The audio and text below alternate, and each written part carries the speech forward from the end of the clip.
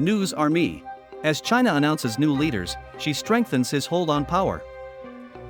The Communist Party's National Congress happens every 5 years. It is a planned political event to show the party's unity and legitimacy. But yesterday's closing ceremony in the Great Hall of the People was exciting because former top leader Hu Jintao was taken out of the event without warning. Images and video of the meeting show that Hu was 79 then, was sitting at the front table with his successor, Xi Jinping, when a staff member approached him. While sitting, Hu seemed to talk briefly with the male staff member, and Li Jianshu, a Politburo Standing Committee member, sitting next to Hu, had his hand on Hu's back. Hu then seemed to get up with the staff member's help, whose arm was wrapped around the former leaders as a second man came over. Hu spoke briefly with the two men. At first, he didn't want to leave.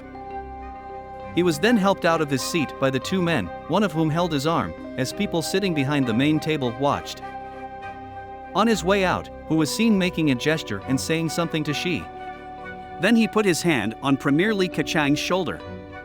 Xi and Li seemed to nod, but it wasn't clear if she said anything. The dramatic moment hasn't been covered by state-run Chinese language media or talked about on Chinese social media, where this kind of talk is highly restricted.